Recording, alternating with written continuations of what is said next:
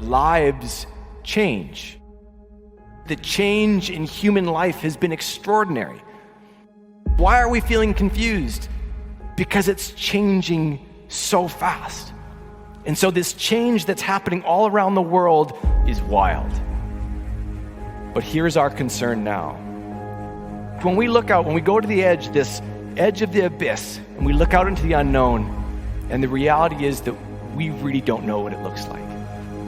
We know this change has put these kind of challenges on people's shoulders, but what's it going to look like? We don't know. So then we're stuck with this next question. Well, then what do we do about it today? What do you and I do about this incredible amount of change that brings with it this unknown? How do we respond? Here's the beautiful part. We don't know what's coming. Honestly, the best experts in the world don't know. So then what's the answer?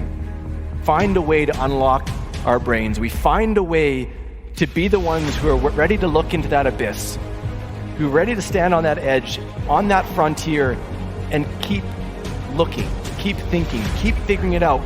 We need people who are ready to roll up their sleeves and find a way through.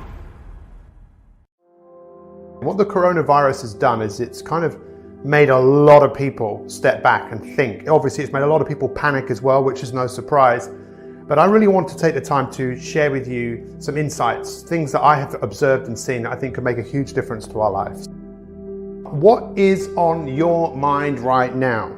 For a lot of people, I would imagine there is a fair degree of uncertainty. There's a fair degree of fear, anxiety. I mean, we're all different, right? But I don't think there has ever been a time where there has been as many people thinking about the same thing as they're thinking about right now. There are more people out there who are wanting help. And when we look at the coronavirus and we look at what's going on, I think it really basically throws out a lot of questions, right? A lot of things, a lot of people, there's huge amounts of uncertainty. What is the legacy going to be of the coronavirus?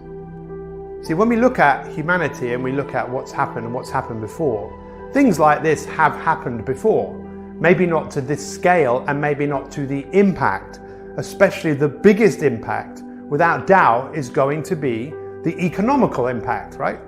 Just if you took a moment to think about it and think, see, everything is all connected and it's all very fragile. So when one thing kind of cracks, another thing cracks and the whole thing falls apart. And in man's search for meaning, what we're here to do, I think we are all here to grow. We do grow and then we die. So we're all here to grow, we're all here to evolve, we're all here to expand in some way. That's my view, it might not be your view. And then when something happens which stops you from doing what you normally do, especially if that means you earning money to basically put food on the table or to pay your mortgage, all of a sudden your whole life is turned upside down.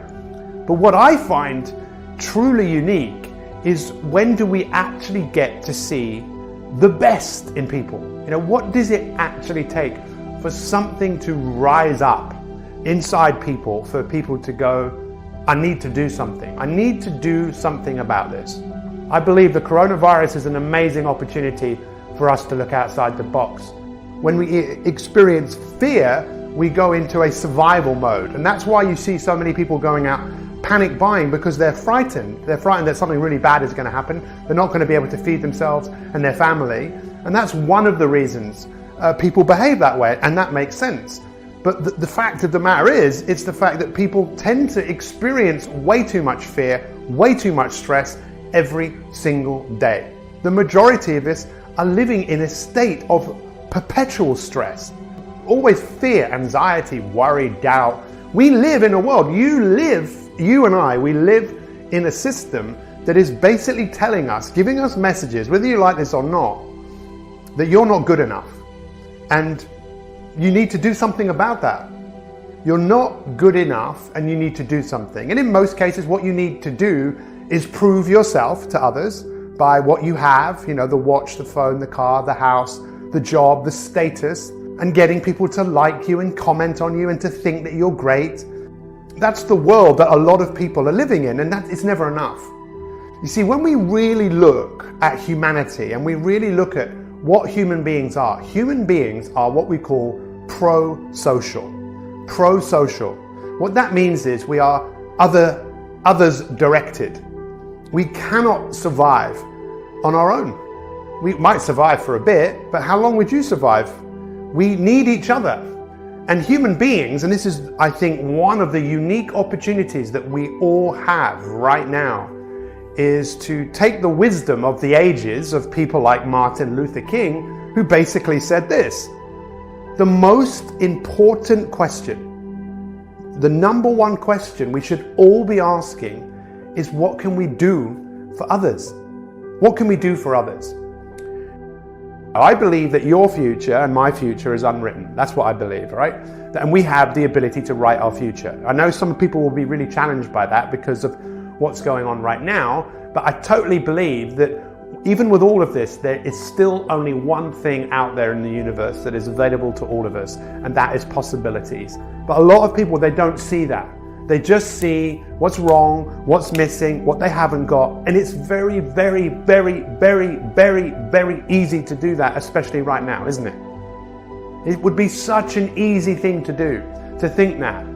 Your future's unwritten, the first thing. The second thing I believe is that we have the power to do something about it. These are my two guiding principles. Your future's unwritten, and you have the power to do something about it. That power that we all have only normally comes out in a time of a crisis. And I just think that we all have an opportunity to look at life differently. We all have an opportunity to be different on the back of this. We all have an opportunity to look at the world with a fresh pair of eyes. Once this blows over, what will you do? Is this maybe for some of you the change that you've been looking for?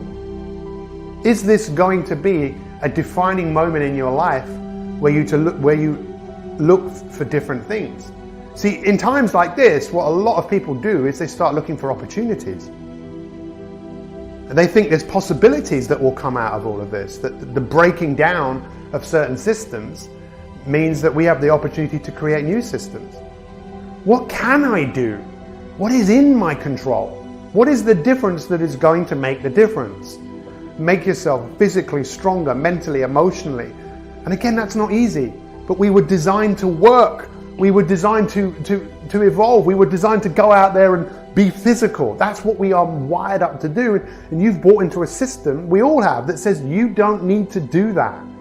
We are caught in these systems, but hopefully I think one of the great things that have happened about all of this is a lot of people are starting to realize what is really important. How many of you appreciate your mum so much more because you can't see them today? How many of you look outside today and you think, especially here, it's beautiful, and you think, wow, I can't believe this thing is going on. Well, the question we have to ask ourselves is, well, what do we want to do about it? I see more and more people coming together. I see more and more people waking up to what is really, really important. And what is important? Humanity and being humane, being courageous, asking the question, what can I do for you? How can I serve you? Is it worth stepping back and looking at what's going on in the world and asking yourself a few questions like, do you want to carry on this way? Do you want to do things differently?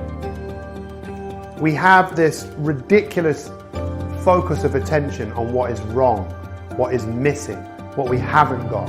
If you watch the news, of course, that's all that it's about. There will be some happy stories to lighten people's moods, but then it's the dumbing down of humanity. Don't rise up. Just be a consumer. Where is the room and the space for optimism about what is possible? And what I'm asking you to do is I'm asking you to come on a revolution with me. I'm asking you to join the inspirational revolution where we are inspired about what we are going to do. And this is why I'm asking you, what are you going to do? It's going to be a big challenge for many of you to start thinking about goals during this time, but I think we need goals. Human beings are goal-orientated. We need something that is in front of us. And there's never been a more important time for us to dare to dream, to think about something beyond what is going, something better. It's crazy, right?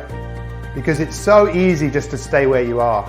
And some people will just stay as they are, be a zombie for the rest of their life, but never realize there's so much more to life. And the greatest thing in life you can do is help others.